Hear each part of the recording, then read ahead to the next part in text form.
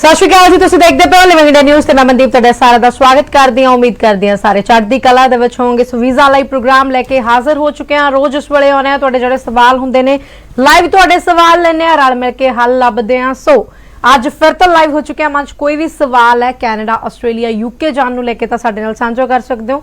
ਨਾਲ ਦੋ ਕੰਟਰੀਜ਼ ਅੱਜ ਹੋਰ ਐਡ ਕੀਤੀਆਂ ਨੇ, ਯੂਕਰੇਨ ਔਰ ਯੂਐਸਏ। ਇਸ ਟਾਈਮ ਯੂਕਰੇਨ ਵੀ ਬਹੁਤ ਹੁਲਾਰੇ ਦੇ ਵਿੱਚ ਚੱਲ ਰਿਹਾ, ਸੋ ਯੂਕਰੇਨ ਨੂੰ ਲੈ ਕੇ ਵੀ ਖਾਸ ਗੱਲਬਾਤ ਕਰਾਂਗੇ। ਸੋ ਮੰਚ ਕੋਈ ਵੀ ਸਵਾਲ ਹੈ ਬੇਝਿਜਕ ਸਾਨੂੰ ਕਾਲ ਕਰੋ। ਰਿਕੁਐਸਟ ਇੱਕ, ਜਦੋਂ ਵੀ ਕਾਲ ਕਰਦੇ ਹੋ ਟੀਵੀ ਦੀ ਆਵਾਜ਼ ਘਟਾ ਕੇ ਸਾਨੂੰ ਕਾਲ ਕਰਿਓ, ਨੈਟਵਰਕ ਦੇ ਵਿੱਚ ਆ ਕੇ ਕਾਲ ਕਰਿਓ, ਆਪਣਾ ਸਵਾਲ ਪੇਪਰ ਦੇ ਉੱਤੇ ਲਿਖ ਰਹੇ ਹੋ ताकि लाइव शो दे जदां ही तुहाडी कॉल ऐड हुंदी है तुसीं सानू अपना सवाल ईजीली दस सको।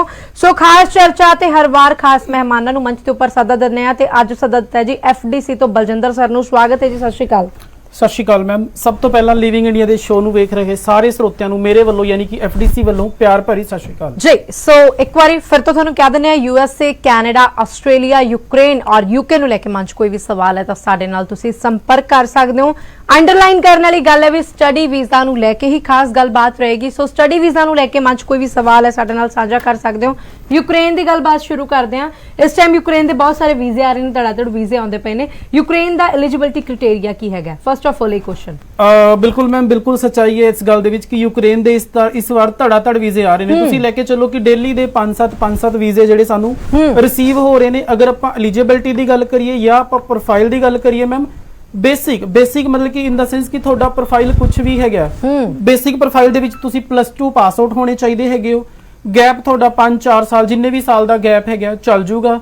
ਤੁਸੀਂ ਕੀ ਕਰਦੇ ਹੋ ਕੀ ਨਹੀਂ ਕਰਦੇ, ਸਟੱਡੀ ਫਰਦਰ ਆਪਣੀ ਯੂਕਰੇਨ ਦੇ ਵਿੱਚ ਤੁਸੀਂ ਕੰਟੀਨਿਊ ਕਰਨਾ ਚਾਹੁੰਦੇ ਹੋ, ਕੋਈ 올ਡ ਫੰਡਸ ਨਹੀਂ ਚਾਹੀਦੇ। ਤੇ ਸਭ ਤੋਂ ਵਧੀਆ ਜਿਹੜੀ ਗੱਲ ਹੈਗੀ ਹੈ ਵਿਦ ਇਨ 10 to 15 ਡੇਜ਼ ਤੁਹਾਡਾ ਵੀਜ਼ਾ ਤੁਹਾਨੂੰ ਰਿਸੀਵ ਹੋ ਜਾਂਦਾ। ਸੋ ਪ੍ਰੋਸੈਸਿੰਗ ਟਾਈਮ ਜਿਹੜਾ ਵਾ ਇਹਨੂੰ ਲੈ ਕੇ ਵੱਡਾ ਸਵਾਲ ਸੀਗਾ ਕਿ ਪ੍ਰੋਸੈਸਿੰਗ ਟਾਈਮ 'ਚ ਕਿੰਨਾ ਟਾਈਮ ਲੱਗੂਗਾ, ਕਿਉਂਕਿ ਬਹੁਤ ਮੁਲਕਾਂ ਦਾ ਬਹੁਤ ਜ਼ਿਆਦਾ ਟਾਈਮ ਆ ਰਿਹਾ। ਸੋ ਇਹਦਾ ਕਿੰਨੇ ਦਿਨਾਂ 'ਚ ਘੱਟੋ ਘੱਟ 10 ਤੋਂ 12 ਦਿਨ ਬਸ ਆ ਜਾਊਗਾ? ਮੈਮ ਜੇ ਤੁਸੀਂ ਮੈਨੂੰ ਕੰਪਲੀਟ ਫਾਈਲ ਜਿਹਦੇ ਵਿੱਚ ਕੀ ਹੁੰਦਾ ਹੈਗਾ, ਜਿਹਦੇ ਵਿੱਚ ਬੱਚੇ ਦੇ ਅਕੈਡਮਿਕ, ਬੱਚੇ ਦਾ ਪਾਸਪੋਰਟ, ਬੱਚੇ ਦੀ ਫਾਈਨੈਂਸ਼ੀਅਲ ਸਟੇਟਮੈਂਟ, ਬੱਚੇ ਦਾ ਸਟੇਟਮੈਂਟ ਆਫ ਮਤਲਬ ਕਿ ਐਸਓਪੀ ਜਿਹਨੂੰ ਆਪਾਂ ਸਟੇਟਮੈਂਟ ਆਫ ਪਰਪਸ ਕਹਿੰਦੇ ਆ, ਇਹ ਤੁਸੀਂ 4-5 ਚੀਜ਼ਾਂ ਕੰਪਲੀਟਲੀ ਸਬਮਿਟ ਕਰਵਾਉਂਦੇ ਹੋ ਤਾਂ ਇਹ ਲਗਾ ਕੇ ਚੱਲੋ ਕਿ ਤੁਹਾਡਾ 10 to 15 ਡੇਜ਼ ਦੇ ਅੰਦਰ ਵੀਜ਼ਾ ਆ ਜਾਊਗਾ ਜੀ।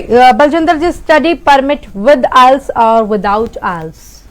ਮੈਮ ਯੂਕਰੇਨ ਦੇ ਵਿੱਚ ਇੰਨਾ ਕੋਈ ਲੰਬਾ ਚੌੜਾ ਨਹੀਂ ਹੈਗਾ ਕਿ ਤੁਸੀਂ ਕਾਦੇ ਲਈ ਜਾਣਾ ਹੈਗਾ, ਆਇਲਸ ਨਾਲ ਜਾਣਾ ਹੈ, ਵਿਦਆਊਟ ਆਇਲਸ ਜਾਣਾ ਹੈਗਾ।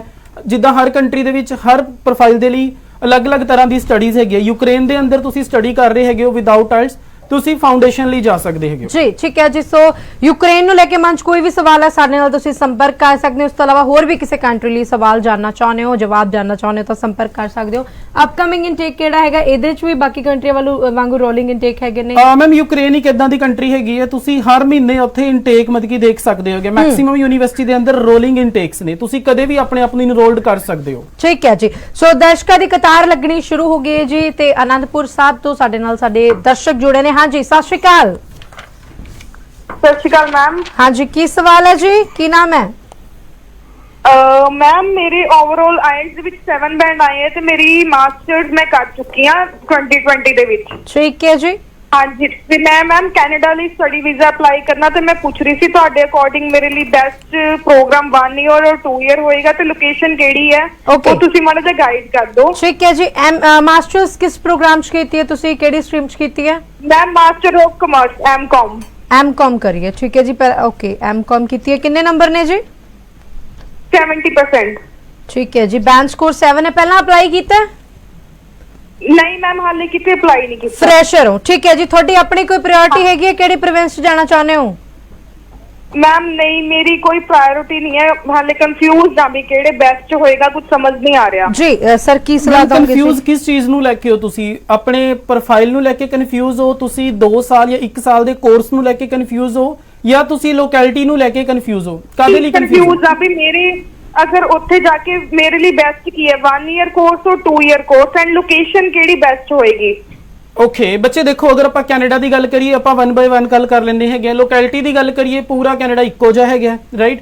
ਦੂਜੀ ਗੱਲ ਕਰੀਏ ਆਪਾਂ ਕੋਰਸ ਦੀ ਗੱਲ, ਮੈਮ ਤੁਸੀਂ ਆਲਰੇਡੀ ਇੰਡੀਆ ਤੋਂ ਮਾਸਟਰਸ ਹੈਗੇ ਹੋ। ਜੇ ਤੁਸੀਂ ਵੀਜ਼ਾ ਪਰਪਸ ਲਈ ਸੋਚ ਰਹੇ ਹੋ, ਆਲਰੇਡੀ ਤੁਹਾਡੀ 3 ਸਾਲ ਦੀ ਬੈਚਲਰ ਹੈ ਜੀ ਬੀਕਾਮ ਤੋਂ ਬਾਅਦ 2 ਸਾਲ ਦੀ ਮਾਸਟਰ ਹੈ ਮੈਮ ਤੁਹਾਡੀ। हाँ जी मैम ਤੁਸੀਂ 1 ਸਾਲ ਦਾ ਵੀ ਪ੍ਰੋਗਰਾਮ ਲੈ ਸਕਦੇ ਹੋ, ਤੁਸੀਂ 2 ਸਾਲ ਦਾ ਵੀ ਪ੍ਰੋਗਰਾਮ ਲੈ ਸਕਦੇ ਹੋ। ਤੁਸੀਂ GBM ਪ੍ਰੋਗਰਾਮ ਚੂਜ਼ ਕਰੋ। This is called global business management. 2 ਸਾਲ ਦਾ ਤੁਹਾਡੇ ਕੋਲ ਪ੍ਰੋਗਰਾਮ ਹੋਊਗਾ। ਬੇਸਿਕਲੀ 16 ਮੰਥ ਦੀ ਸਟੱਡੀ ਹੋਊਗੀ ਤੇ ਤੁਹਾਨੂੰ ਅੱਗੇ 3 ਸਾਲ ਦਾ ਵਰਕ ਪਰਮਿਟ ਗ੍ਰਾਂਟ ਹੋ ਜਾਊਗਾ। ਪ੍ਰਵਿੰਸ ਸਰ ਕਿਹੜੀ ਚ ਜਾਣਾ ਚਾਹੀਦਾ ਕਿਉਂਕਿ ਵਿਦਿਆਰਥੀਆਂ ਦੀ ਚੋਇਸ। ਅੱਛਾ ਜੇ ਤੁਸੀਂ ਸਾਡੇ ਨਾਲ ਜੁੜੇ ਹੋ ਜੀ ਤੇ ਇੱਕ ਗੱਲ ਵੀ ਵਾਪਸ ਆਉਣਾ ਇੱਥੇ ਕਿ ਉੱਥੇ ਪੀਆਰ ਨੂੰ ਲੈ ਕੇ ਪਲਾਨ ਕਰ ਰਹੇ ਹੋ ਜੀ? ਕਾਲ ਵਿੱਚੋਂ ਡਿਸਕਨੈਕਟ ਹੋ ਗਈ। ਵਿਦਿਆਰਥੀਆਂ ਦਾ ਫਿਊਚਰ ਪਲੈਨਿੰਗ ਉੱਥੇ ਪੀਆਰ ਨੂੰ ਲੈ ਕੇ ਹੈਗਾ। ਸੋ ਚੌਕੀ ਕਿਹੜੀ ਜਗ੍ਹਾ ਪੀਆਰ ਹੋਊਗੀ ਫਿਰ ਉਧਰ ਨੂੰ ਹੀ ਬੱਚਾ ਰੁਕ ਕਰ ਲਵੇ? ਮੈਮ ਪੂਰੇ ਕੈਨੇਡਾ ਦੀ ਅਗਰ ਆਪਾਂ ਗੱਲ ਕਰੀਏ ਪੀਆਰ ਬੇਸਿਕਲੀ ਕੈਨੇਡਾ ਇੱਕ ਏਦਾਂ ਦੀ ਕੰਟਰੀ ਹੈ ਜੋ ਕਿ ਫ੍ਰੈਂਡਲੀ এনवायरमेंट ਹੈਗਾ ਉੱਥੇ। ਤੁਸੀਂ ਕਿਸੇ ਵੀ ਪ੍ਰੋਫਾਈਲ ਨੂੰ ਚੂਜ਼ ਕਰ ਲਓ, ਕੋਈ ਵੀ ਸਟੱਡੀ ਨੂੰ ਚੂਜ਼ ਕਰ ਲਓ। ਨਾਰਮਲੀ ਕੈਨੇਡਾ ਨੇ ਆਪਣੀ ਜਿਹੜੇ ਸਟੱਡੀ ਦੇ ਪ੍ਰੋਗਰਾਮ ਨੇ ਚੂਜ਼ ਹੀ ਏਦਾਂ ਕਰੇ ਨੇ ਜੋ ਕਿ ਸਾਰੇ ਦੇ ਸਾਰੇ ਵਰਥ ਵਾਲੇ ਪ੍ਰੋਗਰਾਮ ਨੇ, ਕੋਈ ਵੀ ਪ੍ਰੋਗਰਾਮ ਵਰਥਲੈਸ ਨਹੀਂ ਹੈ। ਬਾਕੀ ਮੈਮ ਜਲਦੀ ਪੀਆਰ ਦੀ ਗੱਲ ਕਰਦੇ ਉਹਨਾਂ ਦੇ ਵਿੱਚ ਗਿਣਵੇਂ ਚੁਣਵੇਂ ਪ੍ਰੋਵਿੰਸ ਆਉਂਦੇ ਨੇ। ਕਿਊਬੈਕ ਦੇਖ ਲਓ ਤੁਸੀਂ, ਵੈਨਕੂਵਰ ਦੇ ਵਿੱਚ ਕੁਝ ਪ੍ਰੋਗਰਾਮਸ ਹੈਗੇ ਨੇ ਜਿਨ੍ਹਾਂ ਦੇ ਵਿੱਚ ਤੁਸੀਂ ਨੈਨੀ ਵਗੈਰਾ ਉੱਥੇ ਵੀ ਹੋ ਜਾਂਦੇ ਨੇ ਤੇ ਮੈਨੀਟੋਬਾ ਜਿਹਨੂੰ ਆਪਾਂ ਵਿਨੀਪੈਗ ਕਹਿੰਦੇ ਆ ਉਧਰ ਜਲਦੀ ਪੀਆਰ ਮਿਲ ਜਾਂਦੀ ਹੈ ਨਾਰਮਲੀ ਸਟੇਟ ਨੋਮੀਨੇਸ਼ਨ ਦੇ ਨਾਲ ਜੀ। ਸੋ ਇਹ ਤੁਹਾਡੇ ਤੇ ਡਿਪੈਂਡ ਕਰਦਾ ਕਿਉਂਕਿ ਪ੍ਰੋਫਾਈਲ ਤੁਹਾਡੀ ਬਹੁਤ ਅੱਛੀ ਹੈਗੀ ਹੈ। ਸੋ ਤੁਹਾਡੀ ਚੋਇਸ ਹੈ ਕਿ ਤੁਸੀਂ ਕਿੱਥੇ ਜਾਣਾ ਚਾਹੁੰਦੇ ਹੋ। ਤੋਂ ਮਨ ਦੇ ਵਿੱਚ ਕੋਈ ਵੀ ਸਵਾਲ ਹੈ ਤਾਂ ਸਾਡੇ ਨਾਲ ਸੰਪਰਕ ਕਰ ਸਕਦੇ ਹੋ।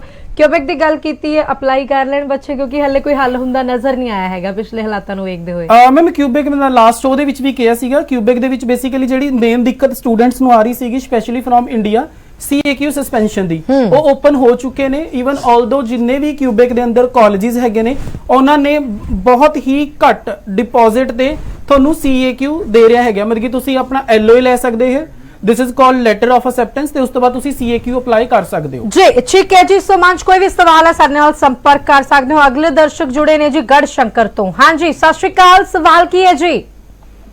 ਸਤਿ ਸ਼੍ਰੀ ਅਕਾਲ ਮੈਡਮ। ਹਾਂਜੀ ਕੀ ਸਵਾਲ ਹੈ ਜੀ? ਨਾਮ ਕੀ ਹੈ ਤੁਹਾਡਾ? ਟੀਵੀ ਦੀ ਆਵਾਜ਼ ਘਟਾ ਦਿਓ ਪਹਿਲਾਂ। ਨਹੀਂ ਮੈਡਮ ਮੈਂ ਤਾਂ ਟੀਵੀ ਤੋਂ ਦੂਰ ਆਈ। ਠੀਕ ਹੈ ਜੀ, ਬੜੀ ਵਧੀਆ ਗੱਲ ਹੈ। ਸਵਾਲ ਕੀ ਹੈ ਤੁਹਾਡਾ? ਮੈਡਮ ਮੈਂ ਸਵਾਲ ਇਹ ਹੈ ਕਿ ਵਿਦਆਊਟ ਆਈਲੈਟ ਮੈਂ ਕੈਨੇਡਾ ਜਾ ਸਕਦਾ ਜੀ? ਤੁਹਾਡੀ ਪ੍ਰੋਫਾਈਲ ਕੀ ਹੈ? ਤੁਹਾਡੀ ਪ੍ਰੋਫਾਈਲ ਕੀ ਹੈ? ਮੈਂ ਮੈਡਮ +2 ਪਾਸ ਆਊਟ 2020 ਵਿੱਚ ਨੌਨ ਮੈਡੀਕਲ ਸਟਰੀਮ ਰੱਖਿਆ ਸੀਗਾ ਜੀ। ਨੰਬਰ ਕਿੰਨੇ ਨੇ? 78% ਮਾਰਕਸ 78% ਹੈ ਜੀ। ਤੇ ਬੋਰਡ ਕਿਹੜਾ ਸੀਗਾ? ਮੇਰਾ ਬੋਰਡ ਮੈਡਮ ਪੰਜਾਬ ਬੋਰਡ ਸੀ। ਪੰਜਾਬ ਬੋਰਡ, ਠੀਕ ਹੈ ਜੀ।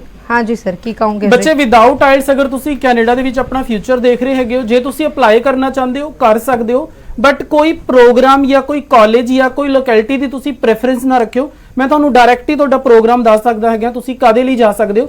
ਤੁਸੀਂ ਲੈਂਗੁਏਜ ਕੋਰਸ ਲਈ ਜਾ ਸਕਦੇ ਹੋ, this is called ESL, English second language.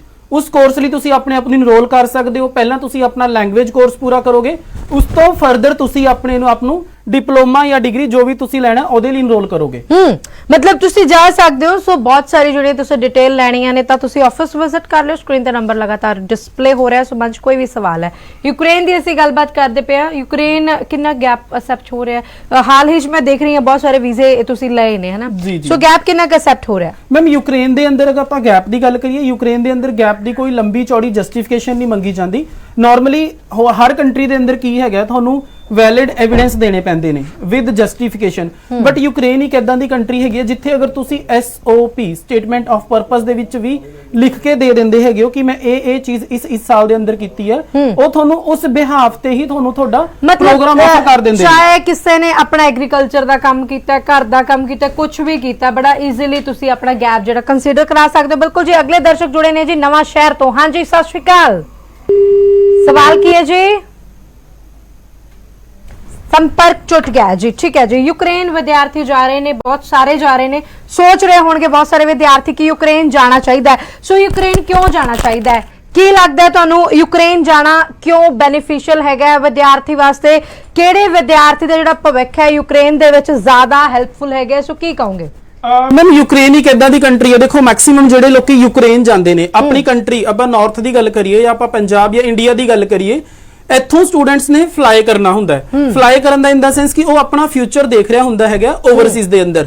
ਅਗਰ ਕੋਈ ਬੱਚਾ ਕਿਸੇ ਖਾਸ ਪਰਪਸ ਜਾਂ ਕਿਸੇ ਖਾਸ ਮਕਸਦ ਜਾਂ ਕਿਸੇ ਖਾਸ ਕੰਟਰੀ ਨੂੰ ਧਿਆਨ ਦੇ ਵਿੱਚ ਰੱਖ ਕੇ ਯੂਕਰੇਨ ਫਲਾਈ ਕਰਦਾ ਹੈ ਤਾਂ ਉਹ ਉਹਨਾਂ ਲੋਕਾਂ ਲਈ ਮੈਂ ਕਹੂੰਗਾ, ਉਹਨਾਂ ਬੱਚਿਆਂ ਲਈ ਕਹੂੰਗਾ ਸਪੈਸ਼ਲੀ ਜਿਨ੍ਹਾਂ ਨੂੰ ਕਿਸੇ ਕੰਟਰੀ ਨੇ ਐਕਸੈਪਟ ਨਹੀਂ ਕੀਤਾ, ਮਤਲਬ ਕਿ ਇੱਕ ਦੋ ਰਿਫਿਊਜ਼ਲਸ ਆ ਗਏ, ਉੱਥੇ ਐਲੀਜੀਬਿਲਟੀ ਨਹੀਂ, ਕੰਸਲਟੈਂਟ ਕੋਲ ਧੱਕੇ ਖਾ ਚੁੱਕੇ ਨੇ, ਹਰਾਸ਼ ਹੋ ਚੁੱਕੇ ਨੇ, ਉਹ ਬੱਚੇ ਯੂਕਰੇਨ ਲਈ ਅਪਲਾਈ ਕਰਨ ਤੇ ਯੂਕਰੇਨ ਤੋਂ ਬਾਅਦ ਜਿਹੜਾ ਫਿਊਚਰ ਹੈ ਤੁਹਾਡਾ ਸਰ ਬਹੁਤ ਸਾਡੀ ਗੱਲ ਆਪਾਂ ਮੰਨ ਲਈ ਵੀ ਯੂਕਰੇਨ ਵਿਦਿਆਰਥੀ ਜਾ ਸਕਦਾ ਹੈ, ਈਜ਼ੀਲੀ ਜਾ ਸਕਦਾ ਹੈ, ਜਿੰਨਾ ਮਰਜ਼ੀ ਗੈਪ ਹੋ ਗਿਆ ਕੰਸੀਡਰ ਹੋਊਗਾ, ਲੇਕਿਨ ਇਸ ਵੇਲੇ ਜੋ ਵਿਦਿਆਰਥੀਆਂ ਦੀ ਸਭ ਤੋਂ ਵੱਡਾ ਸਵਾਲ ਹੈਗਾ ਉਹਨਾਂ ਦੇ ਮਨ ਦੇ ਵਿੱਚ ਕਿ ਜੇ ਕੱਲ ਨੂੰ ਸਾਨੂੰ ਪਾਥਵੇ ਨਾ ਮਿਲਿਆ ਫਿਰ ਕੀ ਡੈਫੀਨਿਟਲੀ ਪਾਥਵੇ ਮਿਲੂਗਾ, ਉਹ ਕਿਸੇ ਵੱਡੇ ਮੁਲਕ 'ਚ ਮੂਵ ਹੋ ਸਕਦੇ ਨੇ ਜਾਂ ਫਿਰ ਐਵੇਂ ਨਾ ਹੋਵੇ ਇੱਕ ਵਾਰੀ ਜਾਓ ਤੇ ਫਿਰ ਵਾਪਸ ਆ ਜਾਓ। ਮੈਮ ਯੂਕਰੇਨ ਦੀ ਅਗਰ ਆਪਾਂ ਗੱਲ ਕਰੀਏ, ਯੂਕਰੇਨ ਬੇਸਿਕਲੀ ਜਾਂਦੇ ਹੀ ਉਹੀ ਬੱਚੇ ਨੇ ਜਿਨ੍ਹਾਂ ਨੇ ਪਾਥਵੇ ਦੇ ਥਰੂ ਅੱਗੇ ਮੂਵ ਕਰਨਾ ਹੁੰਦਾ ਹੈ। ਬਾਕੀ ਮੈਮ ਪਾਥਵੇ ਦੀ ਅਗਰ ਆਪਾਂ ਗੱਲ ਕਰ ਲਈਏ, ਹੁਣ ਤਾਂ ਇੰਡੀਆ ਦੇ ਅੰਦਰ ਵੀ ਬਹੁਤ ਸਾਰੀ ਯੂਨੀਵਰਸਿਟੀਆਂ ਜਿਹੜੀਆਂ ਹੈਗੀਆਂ ਨੇ, ਸਾਡੀ ਇੰਡੀਅਨ ਯੂਨੀਵਰਸਿਟੀਆਂ ਜਿਹੜੀਆਂ ਹੈਗੀਆਂ ਨੇ ਜੋ ਕਿ ਤੁਹਾਨੂੰ ਪਾਥਵੇ ਕਰਵਾਉਂਦੀਆਂ ਨੇ।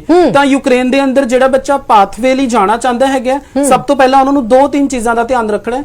ਫੋਰ ਐਗਜ਼ਾਮਪਲ ਤੁਸੀਂ ਜਾਣਾ ਯੂਐਸ, ਮੈਨੂੰ ਲੱਗਦਾ ਅਸੀਂ ਇਸ ਸਵਾਲ ਦੇ ਉੱਤੇ ਫਿਰ ਤੋਂ ਆਵਾਂਗੇ, ਦਰਸ਼ਕਾਂ ਦੀ ਕਤਾਰ ਲੱਗੀ ਹੋਈ। ਸੋ ਅਗਲੇ ਦਰਸ਼ਕ ਨਾਲ ਗੱਲਬਾਤ ਕਰਦੇ ਹਾਂ ਜੀ, ਪਟਿਆਲਾ ਤੋਂ ਨੇ ਸਾਡੇ ਨੈਕਸਟ ਕਾਲਰ। ਹਾਂਜੀ ਸਤਿ ਸ਼੍ਰੀ ਅਕਾਲ। ਸਤਿ ਸ਼੍ਰੀ ਅਕਾਲ ਮੈਮ। ਕੀ ਨਾਮ ਹੈ ਜੀ? ਮੇਰਾ ਦਿਲਪ੍ਰੀਤ ਸਿੰਘ ਜੀ। ਠੀਕ ਹੈ ਜੀ, ਸਵਾਲ ਕੀ ਹੈ ਦਿਲਪ੍ਰੀਤ ਜੀ? ਸਵਾਲ ਮੈਮ ਮੈਂ ਜਰਮਨੀ ਵਾਸਤੇ ਪੁੱਛਣਾ ਸੀ ਵੀ ਲੈਂਗੁਏਜ ਜਿਹੜਾ ਕੋਰਸ ਪ੍ਰੋਗਰਾਮ ਆ ਉਹਦੇ ਅਧੀਨ ਆਪਾਂ ਜਰਮਨੀ ਜਾ ਸਕਦੇ ਹਾਂ? ਸਰ ਤੁਹਾਡੀ ਪ੍ਰੋਫਾਈਲ ਕੀ ਹੈਗੀ ਹੈ ਜੀ? ਪ੍ਰੋਫਾਈਲ ਮੇਰੀ ਬੀਪੀਐਡ ਆ ਜੀ। ਬੀਪੀਐਡ, ਠੀਕ ਹੈ। ਕਦੋਂ ਕੀਤੀ ਹੈ? ਹਾਂਜੀ, ਇਹ 2017 ਚ। 2017। ਉਸ ਤੋਂ ਬਾਅਦ ਕੀ ਕੀਤਾ ਹੈ? ਕਰ ਰਹੇ ਹੋ ਕਿਤੇ ਜੌਬ, ਸਕੂਲ, ਕਾਲਜ? ਨਹੀਂ ਹੁਣ ਨਹੀਂ ਜੀ, ਹੁਣ ਮੈਂ ਫ੍ਰੀ ਹਾਂ। ਪਹਿਲਾਂ ਕੀਤੀ ਸੀ 2017 ਤੋਂ ਬਾਅਦ? ਨਹੀਂ 2017 ਤੋਂ ਬਾਅਦ ਨਹੀਂ ਕੀਤਾ ਜੀ ਕੁਝ। ਨਹੀਂ 2017 ਚ ਤੁਸੀਂ ਆਪਣੀ ਬੈਚਲਰਸ ਇਨ ਫਿਜ਼ੀਕਲ ਐਜੂਕੇਸ਼ਨ ਕੰਪਲੀਟ ਕੀਤੀ ਹੈ ਹਨਾ? ਉਸ ਤੋਂ ਬਾਅਦ ਕੋਈ ਜੌਬ ਐਕਸਪੀਰੀਅੰਸ ਹੈਗਾ ਤੁਹਾਡੇ ਕੋਲ ਕੋਈ 1-2 ਸਾਲ ਦਾ? ਨਹੀਂ ਜੋ ਨਹੀਂ ਹੈਗਾ। ਕੁਝ ਵੀ ਨਹੀਂ ਹੈਗਾ? ਕੁਝ ਵੀ ਨਹੀਂ ਕੀਤਾ ਤੁਸੀਂ? ਨਹੀਂ ਜੀ ਕੁਝ ਨਹੀਂ ਕੀਤਾ। ਠੀਕ ਹੈ ਜੀ। ਸਰ ਕੀ ਕਹੋਗੇ ਜੀ? ਬੀਪੀਐਡ ਕੀਤੀ ਹੈ ਨਾ? ਬੀਪੀਐਡ ਤੋਂ ਬਾਅਦ ਤੁਸੀਂ ਕੀਤਾ ਕੀ ਹੈ ਨਾਰਮਲੀ, ਮਤਲਬ ਕਿ ਆਪਣਾ ਜਿਹੜਾ ਟਾਈਮ ਹੈਗਾ ਉਹ ਕਿੱਦਾਂ ਸਪੈਂਡ ਕੀਤਾ ਤੁਸੀਂ? ਉਹ ਤਾਂ ਜੀ ਹੁਣ ਤੱਕ ਤਾਂ ਭਰਤੀ ਦੇਖਦੇ ਰਹੇ ਹਾਂ ਪੁਲਿਸ ਦੀ। ਮਤਲਬ ਕਿ ਤੁਸੀਂ ਕੁਛ ਨਾ ਕੁਛ ਕਿੱਥੇ ਨਾ ਕਿੱਥੇ ਟਰਾਈ ਕਰਦੇ ਰਹੇ ਹੋ, ਰਾਈਟ ਸਰ? ਹਾਂਜੀ ਹਾਂ ਜੀ ਜੀ ਸਰ। ਜਰਮਨੀ ਦੇ ਤੁਸੀਂ ਫਾਊਂਡੇਸ਼ਨ ਕੋਰਸ ਦੀ ਗੱਲ ਕਰ ਰਹੇ ਹੋ, ਲੈਂਗੁਏਜ ਕੋਰਸ ਦੀ ਗੱਲ ਕਰ ਰਹੇ ਹੋ। ਜੇਕਰ ਤੁਸੀਂ ਜਰਮਨੀ ਜਾਣਾ ਚਾਹੁੰਦੇ ਹੋ, ਆਫ ਕੋਰਸ ਤੁਸੀਂ ਜਰਮਨੀ ਲਈ ਅਪਲਾਈ ਕਰ ਸਕਦੇ ਹੋ। ਜਰਮਨੀ ਦੇ ਮਤਲਬ ਕਿ ਜਿਹੜੇ ਇਨਟੇਕਸ ਵੀ ਓਪਨ ਨੇ ਤੇ ਵੀਜ਼ਾਸ ਵੀ ਬੜੇ ਸਮੂਥਲੀ ਆ ਰਹੇ ਨੇ। ਬਟ ਤੁਹਾਨੂੰ ਇੱਕ ਚੀਜ਼ ਦਾ ਧਿਆਨ ਰੱਖਣਾ ਪਊਗਾ, ਜੇਕਰ ਤੁਸੀਂ ਫਾਊਂਡੇਸ਼ਨ ਕੋਰਸ ਲਈ ਜਾ ਰਹੇ ਹੈਗੇ ਹੋ, ਫਾਊਂਡੇਸ਼ਨ ਕੋਰਸ ਦੀ ਫੀਸ ਪੂਰੀ ਜਾਊਗੀ ਸਰ ਜਦੋਂ ਤੱਕ ਤੁਸੀਂ ਫਾਊਂਡੇਸ਼ਨ ਬੇਸਿਕਲੀ ਲੈਂਗੁਏਜ ਕੋਰਸ ਹੁੰਦਾ ਹੈ। ਜਦੋਂ ਤੱਕ ਆਪਣੀ ਤੁਸੀਂ ਲੈਂਗੁਏਜ ਦਾ ਮਤਲਬ ਕਿ ਕਲੀਅਰ ਨਹੀਂ ਕਰੋਗੇ, ਉਸ ਤੋਂ ਬਾਅਦ ਜਦੋਂ ਤੱਕ ਨਹੀਂ ਹੋਗਾ, ਉਸ ਤੋਂ ਅੱਗੇ ਤੁਸੀਂ ਆਪਣੇ ਨੈਕਸਟ ਪ੍ਰੋਗਰਾਮ ਦੇ ਅੰਦਰ ਤੁਸੀਂ ਇਨਰੋਲ ਨਹੀਂ ਕਰ ਪਾਓਗੇ। ਸਰ ਇਹਦੇ ਵਿੱਚ ਵੀ ਜਿਹੜਾ ESL ਪ੍ਰੋਗਰਾਮ ਹੈ ਉਹਦੇ ਵਾਸਤੇ ਇਹਨਾਂ ਨੂੰ ਜਰਮਨ ਜਾਣਾ? ਮੈਮ ਨਹੀਂ, ਇਹਦੇ ਵਿੱਚ ਬੇਸਿਕਲੀ ਹਰ ਕੰਟਰੀ ਦੀ ਆਪਣੀ ਲੈਂਗੁਏਜ ਹੈ। ਇਹਦੇ ਵਿੱਚ ਬੱਚਾ ਪਹਿਲਾਂ ਜਰਮਨ ਪੜੂਗਾ, ਜਰਮਨ ਪੜਨ ਤੋਂ ਬਾਅਦ ਅਗਰ ਬੱਚੇ ਨੇ ਜਰਮਨ ਪੜ ਕੇ ਟੈਸਟ ਦੇ ਕੇ ਕਲੀਅਰ ਕਰ ਲਿਆ, ਉਸ ਤੋਂ ਬਾਅਦ ਜਿਹੜੀ ਇਹਨਾਂ ਦੀ ਸਟੱਡੀ ਹੈ, ਫਰਦਰ ਸਟੱਡੀ ਹੈ, ਭਾਵੇਂ ਉਹ ਮਾਸਟਰਸ ਹੈ ਭਾਵੇਂ ਉਹ ਬੈਚਲਰਸ ਹੈ, ਕੁਝ ਵੀ ਹੈ, ਉਹ ਫ੍ਰੀ ਆਫ ਕਾਸਟ ਹੋਊਗੀ ਜੀ। ਠੀਕ ਹੈ ਜੀ। ਸੋ ਦਲਪ੍ਰੀਤ ਜੀ, ਉਮੀਦ ਹੈ ਤੁਹਾਨੂੰ ਸਵਾਲ ਦਾ ਜਵਾਬ ਤੁਹਾਨੂੰ ਪਤਾ ਲੱਗ ਗਿਆ ਹੋਊਗਾ ਕਿ ਤੁਹਾਨੂੰ ਪਹਿਲਾਂ ਉਸ ਕੰਟਰੀ ਦੀ ਫਾਊਂਡੇਸ਼ਨ ਕੋਰਸ ਜਿਹੜਾ ਤੁਹਾਨੂੰ ਉਹ ਲੈਣਾ ਪਊ, ਉਸ ਤੋਂ ਬਾਅਦ ਫਿਰ ਤੁਸੀਂ ਅਗਲੀ ਆਪਣੀ ਐਜੂਕੇਸ਼ਨ ਮਾਸਟਰਸ ਕਰ ਸਕਦੇ ਹੋ, ਜੋ ਵੀ ਤੁਸੀਂ ਆਪਣੀ ਪਿਛਲੀ ਸਟਰੀਮ ਨਾਲ ਰਿਲੇਟਡ ਤੁਸੀਂ ਆਪਣਾ ਅੱਗੇ ਦੀ ਫਰਦਰ ਸਟੱਡੀ ਕਰ ਸਕਦੇ ਹੋ।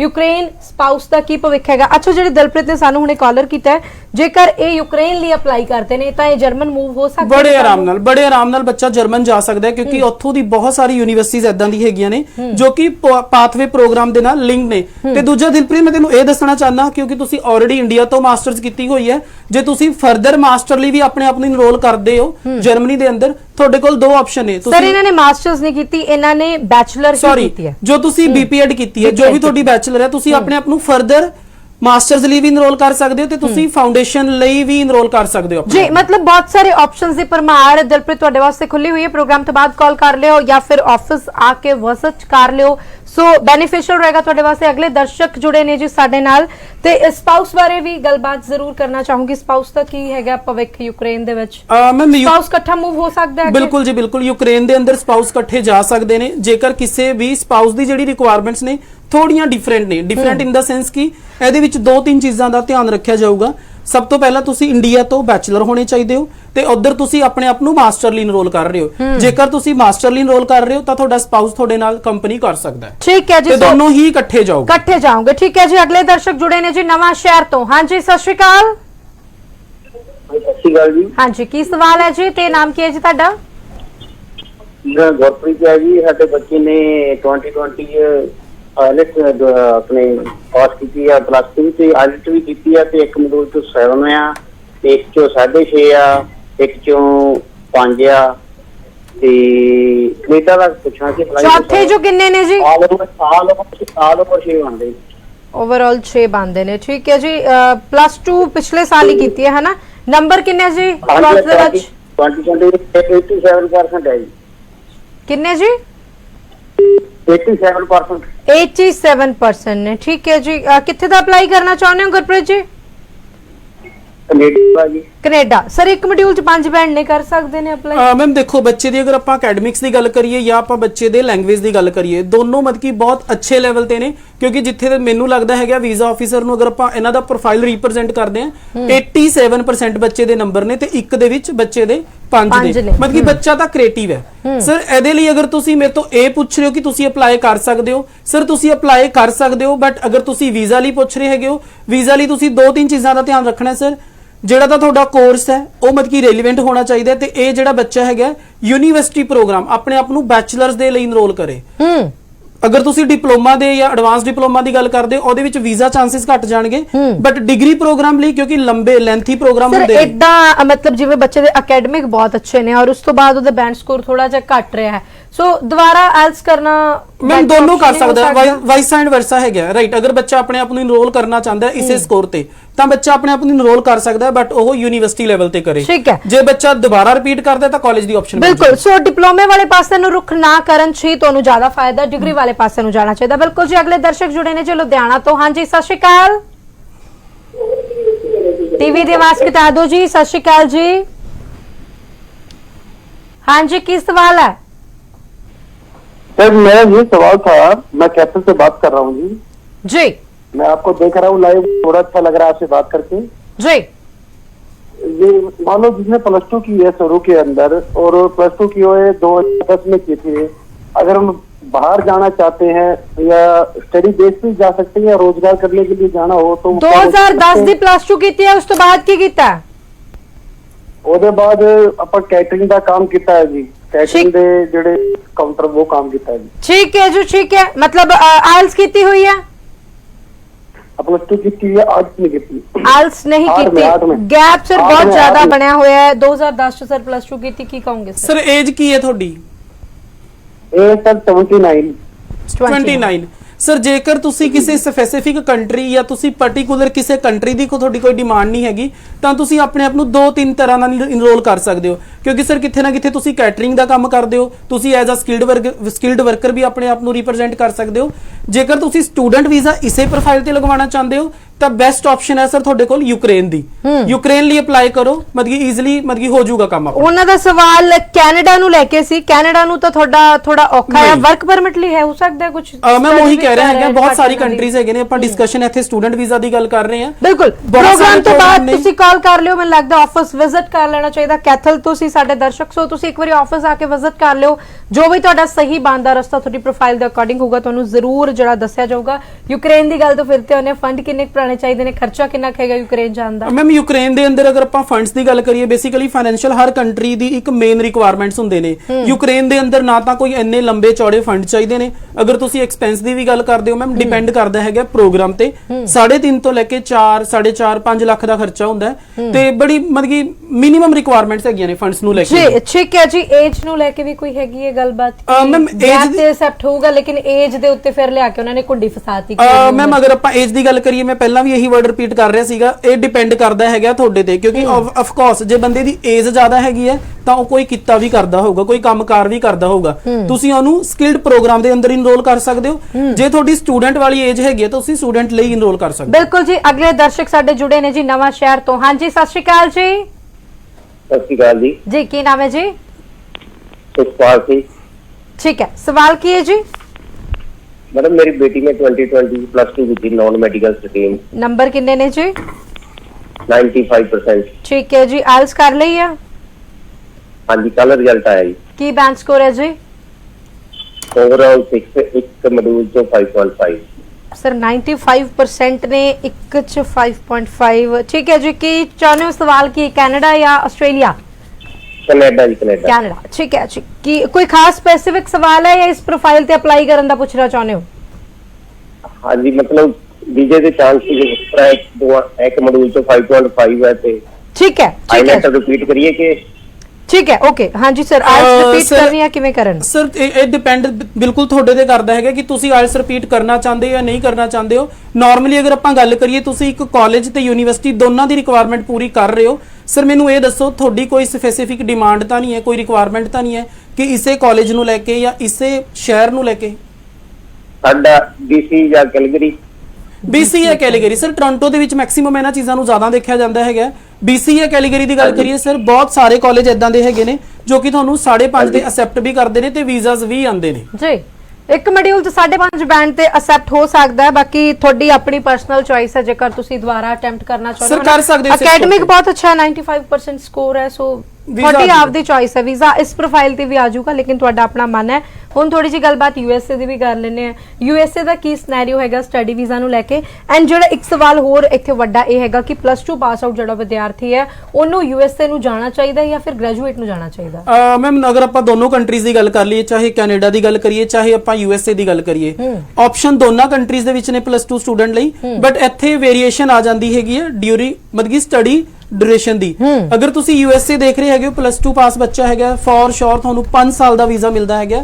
+2 ਪਾਸ ਲਈ ਜ਼ਿਆਦਾ ਅੱਛਾ ਹੈ ਜੀ। ਠੀਕ ਹੈ ਜੀ। ਔਰ ਮਈ ਇਨਟੇਕ ਇਸ ਟਾਈਮ ਅਵੇਲੇਬਲ ਹੈਗਾ USA ਦਾ? ਅਗਰ ਬੱਚਾ ਮੈਮ ਕੋਈ ਪ੍ਰੈਫਰੈਂਸ ਨਹੀਂ ਰੱਖ ਰਿਹਾ, ਕੋਈ ਸਪੈਸੀਫਿਕ ਮਤਲਬ ਕੋਈ ਪਾਰਟਿਕੂਲਰ ਰਿਲੀਜਨ ਨਹੀਂ ਹੈਗਾ, ਲੋਕੈਲਿਟੀ ਨੂੰ ਲੈ ਕੇ ਜਾਂ ਕੋਰਸ ਨੂੰ ਲੈ ਕੇ ਜਾਂ ਯੂਨੀਵਰਸਿਟੀ ਨੂੰ ਲੈ ਕੇ, ਉਸ ਬੱਚੇ ਲਈ ਮਈ ਇਨਟੇਕ ਹੈ। ਠੀਕ ਹੈ ਜੀ। ਮਤਲਬ USA ਜਿਹੜੇ ਵੀ ਵਿਦਿਆਰਥੀ ਅਪਲਾਈ ਕਰਨਾ ਚਾਹੁੰਦੇ ਨੇ, ਸੋ ਮਈ ਇਨਟੇਕ ਅਵੇਲੇਬਲ ਹੈਗਾ, ਪਰ ਤੁਹਾਡੀ ਆਪਦੀ ਚੋਇਸ ਨਹੀਂ ਹੋਣੀ ਚਾਹੀਦੀ। ਉੱਥੇ ਤੁਹਾਨੂੰ ਪ੍ਰਾਇੋਰਟੀ ਕੰਸਲਟੈਂਟ ਨੂੰ ਦੇਣੀ ਪਊਗੀ, ਨਾ ਉਹ ਹੀ ਦੱਸ ਸਕਦੇ ਨੇ। ਬਿਲਕੁਲ ਜੀ, ਤੁਸੀਂ ਆਪਣਾ ਪ੍ਰੋਫਾਈਲ ਡਿਸਕਸ ਕਰੋ, ਪ੍ਰੋਫਾਈਲ ਡਿਸਕਸ ਕਰਨ ਤੋਂ ਬਾਅਦ ਤੁਹਾਨੂੰ ਆਪਸ਼ਨਸ ਮਿਲ ਜਾਣਗੀਆਂ, ਉਹਦੇ ਹਿਸਾਬ ਨਾਲ ਤੁਸੀਂ ਅਪਲਾਈ ਕਰੋ। ਠੀਕ ਹੈ ਜੀ। ਅਗਲੇ ਦਰਸ਼ਕ ਸਾਡੇ ਨਾਲ ਜੁੜੇ ਨੇ ਜੀ ਅੰਮ੍ਰਿਤਸਰ ਤੋਂ। ਹਾਂਜੀ, ਸਤਿ ਸ਼੍ਰੀ ਅਕਾਲ ਜੀ। ਸਤਿ ਸ਼੍ਰੀ ਅਕਾਲ ਜੀ, ਕੀ ਨਾਮ ਹੈ ਜੀ? कम मैम। हाँ जी, सत श्री अकाल जी। नाम की है जी, सवाल की है जी? मैम मैंने ना पोस्ट ग्रेजुएशन की है 2018 च। ठीक है जी। तो मैम हुन फ्री है ते मेरा कनाडा दा वीजा लग आइल्स कीती है तुसी? नहीं है जी। नहीं कीती है कि 2018 तो बाद की कर रहे हो मैडम? एनटीटी कर रही हूँ, 2020 से अभी स्टार्ट किया है। ठीक है जी। एनटीटी कर रहे हो है ना? हाँ जी, जून। ठीक है जी, ठीक है। सर की कहूंगे जी 2018 ਦੇ ਪਾਸ ਆਊਟ ਨੇ ਮੈਡਮ ਪੋਸਟ ਗ੍ਰੈਜੂਏਸ਼ਨ। ਮੈਮ ਤੁਸੀਂ ਆਪਸ਼ਨਸ ਲੈਣਾ ਚਾਹੁੰਦੇ ਹੋ ਜਾਂ ਤੁਸੀਂ ਕੈਨੇਡਾ ਅਪਲਾਈ ਕਰਨਾ ਚਾਹੁੰਦੇ ਹੋ? ਹੈਲੋ, ਹਾਂਜੀ, ਆਵਾਜ਼ ਆ ਰਹੀ ਹੈ ਮੈਮ ਤੁਹਾਨੂੰ ਮੇਰੀ? हाँ जी सर, हाँ जी। ਮੈਮ ਤੁਸੀਂ ਕੈਨੇਡਾ ਅਪਲਾਈ ਕਰਨਾ ਚਾਹੁੰਦੇ ਹੋ ਜਾਂ ਤੁਸੀਂ ਆਪਸ਼ਨਸ ਲੈਣਾ ਚਾਹੁੰਦੇ ਹੋ? नहीं सर, मैं स्टडी ਦੇ ਤੌਰ ਤੇ ਅਪਲਾਈ ਕਰਨਾ ਚਾਹੁੰਦੀ ਹਾਂ। ਕੈਨੇਡਾ ਹੀ ਅਪਲਾਈ ਕਰਨਾ ਚਾਹੁੰਦੇ ਹੋ ਜਾਂ ਕਿਸੇ ਹੋਰ ਮੁਲਕ ਵੱਲ ਵੀ ਰੁਖ ਕਰਨਾ ਚਾਹੁੰਦੇ ਹੋ? ਅਮਰੀਕਾ ਦਾ। ਕੈਨੇਡਾ ਬਾਰੇ ਹੀ ਸਰ। ਮੈਮ ਕੈਨੇਡਾ ਦੇ ਲਈ ਜਿੱਦਾਂ ਮੈਂ ਪਹਿਲਾਂ ਵੀ ਦੱਸਿਆ ਹੈਗਾ, ਜੇ ਤੁਸੀਂ ਆਪਣੇ ਆਪ ਨੂੰ ਵਿਦਆਊਟ ਆਇਲਸ ਇਨਰੋਲ ਕਰ ਰਹੇ ਹੈਗੇ ਤੁਸੀਂ ਕਰ ਸਕਦੇ ਹੋ, ਬਟ ਨਾ ਤਾਂ ਤੁਹਾਨੂੰ ਕੋਈ ਮਤਲਬ ਕਿ ਡਿਮਾਂਡ ਨਹੀਂ ਰੱਖਣੀ ਹੋਗੀ। ਤੁਸੀਂ ESL ਲਈ ਆਪਣੇ ਆਪ ਨੂੰ ਇਨਰੋਲ ਕਰ ਸਕਦੇ ਹੋ, ਮਤਲਬ ਕਿ ESL ਦੇ ਲਈ ਤੁਸੀਂ ਅਪਲਾਈ ਕਰ ਸਕਦੇ ਹੋ, ਇੰਗਲਿਸ਼ ਸੈਕੰਡ ਲੈਂਗੁਏਜ ਦੇ ਲਈ। ਠੀਕ ਹੈ ਜੀ। ਹੋ ਸਕਦਾ ਹੈ ਜੀ ਤੁਹਾਡਾ ਪ੍ਰੋਗਰਾਮ ਤੋਂ ਬਾਅਦ ਕਾਲ ਕਰ ਲਿਓ, ਜੋ ਵੀ ਬਰੀਫਲੀ ਡਿਟੇਲਸ ਨੇ, ਜੋ ਵੀ ਤੁਸੀਂ ਲੈਣੀਆਂ ਨੇ ਉਹਦੇ ਬਾਰੇ ਤੁਸੀਂ ਜਾਣਕਾਰੀ ਲੈ ਸਕਦੇ ਹੋ। USA ਦੀ ਅਸੀਂ ਗੱਲ ਕਰਦੇ ਪਏ ਹਾਂ, USA ਵਾਸਤੇ ਕਿਹੜੇ ਖਾਸ ਡਾਕੂਮੈਂਟਸ ਨੇ ਜਿਨ੍ਹਾਂ ਨੂੰ ਜ਼ਿਆਦਾ ਧਿਆਨ ਦੇ ਵਿੱਚ ਰੱਖਣ ਦੀ ਲੋੜ ਹੈ, ਜਿਨ੍ਹਾਂ ਤੇ ਖਾਸ ਵਰਕ ਕਰਨ ਦੀ ਲੋੜ ਹੈ ਵਿਦਿਆਰਥੀ? ਮੈਮ USA ਦੇ ਅੰਦਰ ਨਾ ਬੜੇ ਬੇਸਿਕ ਡਾਕੂਮੈਂਟ ਚਾਹੀਦੇ ਨੇ। ਬੇਸਿਕ ਇਨ ਦਾ ਸੈਂਸ ਕਿ ਤੁਹਾਨੂੰ ਸਾਰੇ ਦੇ ਸਾਰੇ ਆਪਣੇ ਅਕੈਡਮਿਕਸ ਟਿਲ 10th ਔਨਵਰਡ ਜੋ ਵੀ ਤੁਸੀਂ ਕੀਤਾ ਹੈਗਾ, ਤੁਹਾਡੇ ਐਕਸਪੀਰੀਅੰਸ ਲੈਟਰ, ਤੁਹਾਡੇ ਰਿਕਮੈਂਡੇਸ਼ਨ ਲੈਟਰ, ਇਸ ਤੋਂ ਇਲਾਵਾ ਜੋ ਮੇਨ ਸਭ ਤੋਂ ਮੇਨ ਹੈਗਾ USA ਦੇ ਅੰਦਰ ਫੰਡਸ ਦਾ ਇੰਨਾ ਲੰਬਾ ਚੌੜਾ ਕੋਈ ਹਿਸਾਬ ਕਿਤਾਬ ਨਹੀਂ ਹੈ, ਤੁਸੀਂ ਇੱਕ ਦਿਨ ਪੁਰਾਣੇ ਫੰਡਸ ਵੀ ਦਿਖਾ ਸਕਦੇ ਹੋ। ਠੀਕ ਹੈ ਜੀ। ਸੋ ਮੰਚ ਕੋਈ ਵੀ ਸਵਾਲ ਹੈ ਤੁਸੀਂ ਸਾਡੇ ਨਾਲ ਸੰਪਰਕ ਕਰ ਸਕਦੇ ਹੋ। ਅਗਲੇ ਦਰਸ਼ਕ ਸਾਡੇ ਨਾਲ ਜੁੜੇ ਨੇ, ਲੇਕਿਨ ਪ੍ਰੋਗਰਾਮ ਲਾਈਵ ਹੈ, ਸੋ ਕਾਲਸ ਤੁਹਾਡੀਆਂ ਲਵਾਂਗੇ, ਪਰ ਤੁਹਾਨੂੰ ਸਵਾਲ ਜਿਹੜਾ ਉਹ ਇਸੇ ਤਰੀਕੇ ਨਾਲ ਜਾਰੀ ਰਹੂਗਾ। ਬਹੁਤ ਸਾਰੇ ਇਮੀਗ੍ਰੇਸ਼ਨ ਐਕਸਪਰਟਸ ਮਾਰਕੀਟ 'ਚ ਬੈਠੇ ਨੇ। ਵਾਈ FDC ਵਿਦਿਆਰਥੀ ਕਿਉਂ ਤੁਹਾਡੇ ਕੋਲ ਆਵੇ? ਮੈਮ FDC ਮਤਲਬ ਕਿ ਇੱਕ ਤੁਸੀਂ ਇਹ ਕਹਿ ਸਕਦੇ ਹੈਗੇ ਹੋ ਜਿੱਦਾਂ ਮਾਲ ਦੇ ਅੰਦਰ ਸਾਰੀਆਂ ਚੀਜ਼ਾਂ ਇੱਕੋ ਰੂਫ ਦੇ ਅੰਦਰ ਹੁੰਦੀਆਂ ਨੇ। ਨਾਰਮਲੀ ਅਸੀਂ ਮੈਮ ਹਰ ਕੰਟਰੀ ਦੇ ਵਿੱਚ ਡੀਲ ਕਰਦੇ ਹਾਂ, ਹਰ ਕੰਟਰੀ ਦੇ ਸਾਡੇ ਕੋਲ ਸਪੈਸ਼ਲਿਸਟ ਨੇ।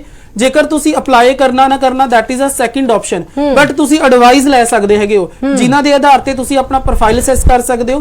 ਕਿਉਂਕਿ ਨਾਰਮਲੀ ਸਾਡੇ ਕੋਲ ਐਦਾਂ ਦੇ ਵੀ ਲੋਕ, ਜਿੱਦਾਂ ਮੈਂ ਤੁਹਾਡੇ ਨਾਲ ਗੱਲ ਕਰ ਰਿਹਾ ਸੀਗਾ ਕਿ ਅਗਰ ਤਾਂ ਕਿਸੇ ਸਟੂਡੈਂਟ ਦਾ ਐਜ਼ ਅ ਸਟੂਡੈਂਟ ਬਣਦਾ ਹੈਗਾ ਤਾਂ ਅਸੀਂ ਉਹਨੂੰ ਗਾਈਡ ਕਰੂੰਗੇ ਫॉर ਸਟੂਡੈਂਟ ਵੀਜ਼ਾ।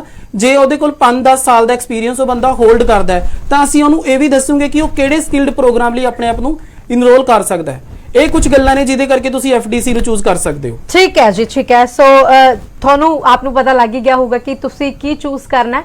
ਸੋ ਤੁਸੀਂ ਆਪਣੀ ਪ੍ਰੋਫਾਈਲ ਅਸੈਸ ਇਦਾਂ ਹੀ ਕਰਵਾਉਂਦੇ ਰਿਹਾ ਕਰੋ। ਜਾਣਕਾਰੀ ਸਾਡੇ ਨਾਲ ਸਾਂਝੀ ਕਰਨ ਲਈ ਧੰਨਵਾਦ ਤੁਹਾਡਾ ਸਰ। ਸਤਿ ਸ਼੍ਰੀ ਅਕਾਲ। ਸਤਿ ਸ਼੍ਰੀ ਅਕਾਲ ਮੈਮ। ਸੋ ਸਾਡੇ ਵਿਦਿਆਰਥੀ ਦਰਸ਼ਕ ਜਿਹੜੇ ਸਾਨੂੰ ਲਗਾਤਾਰ ਲਾਈਵ ਸ਼ੋਅ ਦੇ ਦੌਰਾਨ ਕਾਲਸ ਕਰਦੇ ਨੇ, ਪਰ ਨਾਮੁਮਕਿਨ ਹੁੰਦਾ ਸਾਰੀਆਂ ਕਾਲਸ ਨੂੰ ਲਾਈਵ ਸ਼ੋਅ ਦੇ ਵਿੱਚ ਲੈ ਪਾਉਣਾ। ਸੋ ਤੁਸੀਂ ਫਿਕਰ ਨਾ ਕਰਿਆ ਕਰੋ, ਕਾਲਸ ਇਦਾਂ ਹੀ ਕਰਦੇ ਰਿਹਾ ਕਰੋ।